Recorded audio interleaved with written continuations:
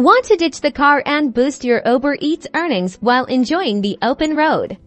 This video is your ultimate guide to mastering motorcycle deliveries with Uber Eats. First, let's talk requirements. You'll need a valid motorcycle license, insurance that covers deliveries, and registration, all matching the Uber Eats standards in your area. Make sure your motorcycle is well maintained and roadworthy before you even think about accepting orders. Next up, gear. A DOTA-approved helmet is non-negotiable. Invest in a quality riding jacket with armor and durable gloves to protect yourself. A reflective vest significantly increases your visibility, especially during low-light hours. Finally, a secure and insulated delivery bag is a must, ensuring food arrives hot and intact.